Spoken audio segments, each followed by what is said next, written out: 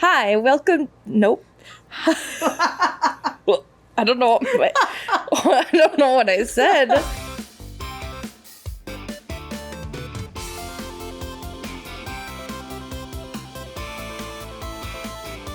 Hi, welcome to Tabletops and Bottoms, the show where we talk about everything TTRPG, nerdy, and or gay. Yeah. So we're going to dive into today's topic, which is creating NPCs, a sort of a how-to-ish, and then things like we've learned along the way. Your face. Yeah. I don't want to spoil anything. That's fair. Yeah. Okay, let's be real. I want to talk about, like, the tropes that I do for all of my NPCs, because I feel like if you haven't learned by this point... I'm stupid. Like, all of my NPCs that I've created fall into, like, certain categories. Mm-hmm. And it's always, like, somebody who's, like, really old. Somebody who's, like, a jilted ex-lover. Okay, yeah, that That comes up a lot. Or, like, children. But you have a lot of children. Usually because they're, like, I can do the voice. And also, like, really weird and chaotic children. Yeah. Because, like, right now... You literally name them boy and girl. Yeah, because, okay. That's like, I cannot come up with names on the spot. And if I do, it's literally because, like, I'm lazy and there's, like, things around me. And I'm like, okay, that's what they're called. Uh-huh. But when you guys were like, oh, what are their names? I was like, I panicked. And, like, I'm Filipino, right? So, like, there's always, like a Tito or a Tita who's always, like, named boy or girl, and that's where I got the names from. Even though it's also literally just, like, they are a small child who's a boy and a girl. Yeah. Boris is the only one with, like, an actual name, and this little is like a hedgehog. Yeah. Yeah. That's really funny. I haven't come up with names for any of my NPCs yet. Because I haven't figured out how you guys are going to meet, because you guys are all so weird. You made weird little backstories. I think Elsa and I have established that, like, we both kind of want to know each other's, like, characters. Okay. Because, like, she told me a little bit about hers, and I'm like, ooh. I was like, our characters are getting along really well. Yeah. I'm waiting, because the first session is going to be, like, a session 0, where you guys have to, like... We have to do the thing where you, like, introduce each other, and then we have to make the map. And then from there... Oh. Yeah, the game I'm running, or I'm going to be running, is Rapscallions, but I don't have a world map yet, because we're going to create it together. I'm excited about this. Yeah, what I have for my NPCs so far is, like, an idea of characters that I want to appear, but I don't have an exact place for them yet.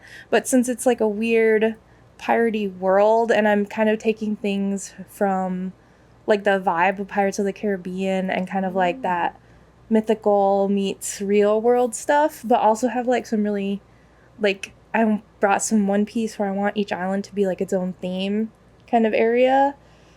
You don't know anything about One Piece. Yeah, I don't. I know, like, the TV and Netflix adaptation, and that is it. Yeah. So basically in the next season for the live action, they're probably going to be going to Alabasta, and that's literally just a desert island, and everything is, like, Egyptian themed. So I want each island to be something else like that. Like, one island is Egyptian themed, another island is, like, fucking Halloween themed. They did that in One Piece. And then, yeah, so each island is something weird. But I do have, like, in Pirates of the Caribbean, like, Davy Jones's crew is all based off of, like, fish or sea things. So I have some characters that I've made that are like that. I don't want to spoil it yet. Yeah. That's what I've been doing so far, is just thinking of, like, what would fit in the world that we're going to be playing in, and then just, like, making something weird, because I want it to be weird. What's the hardest part so far that you've run into, I guess, when you're creating NPCs? Well, I haven't named them yet. So that... Listen, I think we can all agree naming NPCs is probably one of the hardest things in the world. Probably, yeah. I have a lot of names queued up. I don't know if they fit. That's fair. Like, I was at a table once where our GM literally had, like, a website open that was literally just baby names, and he'd just, like, go down the list. Babynames.com. Yeah, literally. Or he'd just, like, pull something out of his ass, and it would be, like, the most generic white name you've ever heard. Oh, the name in my head right now, Bucephalus. I love it. I have, like, a weird habit of, like, picking, like, 3-letter names. Oh, well, Like, boy. But, like, all the toads that you guys have met so far. Veg. Yeah, veg, like, Key. That one's the old man one, right, Key? Yeah. Okay, I couldn't remember. I was writing my notes yesterday or the other day. Yeah. Although technically I spelled it as Ki. And then there's, like, Rev. Interesting. Yeah, okay. And there's Doug, but it's, like, Dug. Like, up. Mm-hmm. Nice. Okay. Like, they're all, like, short for something. Well, I kind of like that if, like, you make all of the toads have the same 3-letter name. Yeah. Like, that's kind of cool, and, like, making their culture, like, they have to have 3-letter names. That's kind of fun. I have, like, unintentionally decided that, like, all the small creatures in this world all have, like, 3-letter names, or at least, like, a 1-syllable name. Mm. Like, there's Buck and Love. Yeah. But didn't you break that? Wasn't someone else? Gemma didn't, but Gemma was also evil. That's true. Quick backstory, we're playing a version of D&D that's called Animal Adventures. So a lot of my NPCs are animals. And I think that's how I get away with giving them such weird names. Mm-hmm. Is because they're animals and you can be named whatever. Campaign 1. That was such a long time ago. I know. But I made you guys play like a flashback. Yeah, and I gave yeah. you all like pre-generated like bunny characters. I remember. And then unintentionally, I had given them all like P names. Names. Yeah. And then y'all were like, we're the PP boys. Yeah. I was like, damn it. I thought I was being like cute and clever. Because it was like pollen, petals, and then what was the other one? I don't remember the last one. And y'all were just like, you were the PP boys. The PP boys. You should have seen that coming. Listen, there's a lot of times where I'll say something. The flashlight. Oh. The flashlight! It was supposed to, okay. This was supposed to be a, like, you were supposed to, like, step through, like, this alternate dimension, and everything was supposed to be, like, creepy and, like, made out of, like, flesh. And then one of the things they were supposed to climb was a lighthouse, right? The flashlight house. But it's a lighthouse made of flesh. Flashlight. And I accidentally slipped while I was describing it, and I called it a fleshlight. And that's just what it became. That's funny. See, now I have to be, like, careful about certain things. But, like, you always, like, happen to, like, pick it out. Like, if I don't mean it, it'll just, like, happen. And I'm like, well, I just gotta roll with it now. Yeah. Look, I'm not gonna lie. Like, the voices for my NPCs do not vary all that much. Yeah. Like, half the time it'll just be, like, me talking with, like, a slightly different pitch. Or, like, my own person voice is fine. But, like, half the time I don't, like, drink enough water. So, like, halfway through I end up coughing and giving up on the voice. Yeah. I don't know. I want to do voices for the game that I'm gonna run. But I think I said this before. I'm, like, afraid if I do one voice one time, then I'm gonna completely forget for the next time. So that would be too extra if I, like, did voices and, like, recorded myself doing them, and then before I bring them back, I had listened to it again. That would be too much, though, right? No, okay, so here's what I did. So, like, every time I started doing this recently, so this is not, like, a thing I've been doing for a while, because half the time I will actually write it down and then, like, will not confer with my notes. But what I've started doing is I'll write down like what type of voice I gave them, or like the personality that I gave them, so that in my head I remember, oh, this personality belongs with this type of voice, and so that's how I'll run with it. And then half the time I will also just like look at it and be like, they don't remember that. And then I'll just go with like whatever, and you guys literally don't know the difference. That's fair. I'm stupid. I don't remember. But I want it to be, I don't know. I feel like I like doing voices, so I want to commit, but I probably will give up too. I think you should. Like, I used to be really, when I say used to, I mean, I just need to commit to it again. Yeah. But I used to be really good at doing like different accents and like different voices. But I only really used to do that when I was playing a Call of Cthulhu game with Brett and Trey. I used to really commit to those voices. Like, I had really good ones. And like, there was a time where I'm pretty sure I could still whip it out, but I'm not sure. I could do like a Greek accent, and I could do like an Egyptian one, and I was really good at them. From playing Assassin's Creed. I knew it. Absolutely, from playing Assassin's Creed. It. Because I listened to it so much.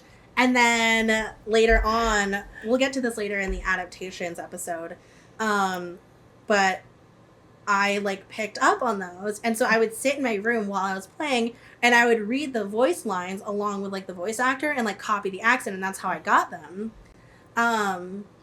And then, at some point, I just stopped doing that, which I need to get back into that, but, like, let's be real. Like, my self-confidence went from, like, here to just, like, here, and I'm like, I don't know if I really want to commit to those. I say do it. I also, like, I don't know, sometimes I'm just, like, wildly self-conscious about it, and I'm like, I don't want to just, like, pull out of nowhere and then, like, feel really weird and embarrassed about it, you know what I mean? Yeah.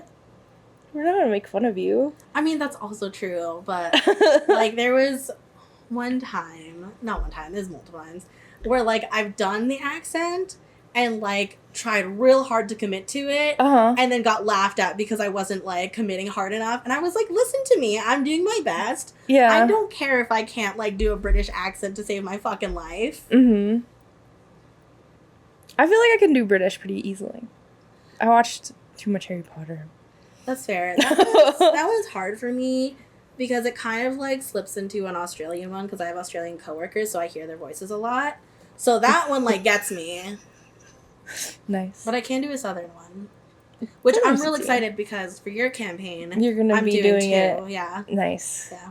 Nice. Because Penny has like her Southern Belle accent, which I got real good at purely because of the other Call of Cthulhu campaign that I did, where I like committed to like this southern character. Tip from me, maybe I don't necessarily think you have to commit to like any sort of voice when you're playing NPCs, and I think that's because like I've also seen a bunch of other DMs when they play, they don't necessarily do the voice, and like I mentioned in one of our past episodes, like we're not all voice actors, let's be real. But I think as long as you can distinguish them by personality, then it's fine. Yeah. Like, Jason Carl, who's an amazing storyteller for Vampire the Masquerade, he doesn't really do voices, but he does, like, every NPC that he plays has their own distinct personality, which is super cool. And so that's kind of, like, what I try to do in all of my games. I try to give them their own personalities and, like, backstories, even though y'all don't see, like, the half of it. And then sometimes I will base them on, like, performances that I have seen before. Like, in the beginning of Campaign 2, you guys met with Dr. H's wife. And she went from, like, this very, like, weepy wife who was like, my husband is dead, to you guys spying on her and finding out she's, like, this whole femme fatale. She fed us. Yeah, it was not... For backstory on this one, it was like, session 2 of this campaign, where they visited the grieving widow of this scientist who died on the boat that they were on. And they also happened to be, like, one of the whiskey makers on this island, and they were like, I'm like, it's not even colored, this is straight whiskey. I don't know why I thought it was. I very specifically said it was not, and your guys were like, it's. The wife said something like very suggestive, and I was like, "This is." She said when they make their whiskeys, they put their essence into it, and that's what you picked up on. I just meant like they put their heart and soul into it, not little body fluids. That was very suggestive. I will say though, their daughter is one of my favorite NPCs at the moment. She hasn't appeared since like session 5. No. But oh god, she was very fun. I don't like her. So this NPC, her name is Chrissy. She is I don't want to say fortune teller. She's like a prophet. She tells prophecies. And she's this creepy little like 13-year-old girl. Don't like her. And is my absolute favorite. Mm-mm. I love her. She trapped us on a boat. That was y'all's own fault. You willingly went with her to this boat. I mean, in all fairness, also, like, she cried and you guys were like, I can't say no to a crying child. This is also how I get y'all, like, half the time, is because some of y'all are, like, suckers to children. Which is also, I think, why, like, half my NPCs end up being children, because I know that I can manipulate some of you into, like, doing something. Damn. Because, like, I'll put an NPC, and then you guys will say something, hurt said NPC's feelings, and then you're like, well, I feel bad now. And then you do whatever they want you to do. So I'm hearing I need to make a cold-hearted character. Oh, I wanted to ask, has there been any moments where, like, an NPC has made you feel, like, emotional? The only time I cried was at the end of campaign 1 when you like told us how our epilogues with PD with Reggie, and I was like, because then you also sent the little animatic thing. I did, yeah. And I was like, yeah, I cried. That was very fun. That's the one time I think I've cried so far. And I will say, like, I don't think this is not, like, a terrible reflection on, like, you or, like, any of the other players that are here, but, like, I have never, like, gotten, like, emotional in the sense where, like, I cried or anything like that. Uh-huh. Like, I'm very invested in, like, the story that you guys are telling. Yeah. And, like, I feel for your characters, you know? But, like, I am somebody where, like, if I cry, it doesn't happen very often.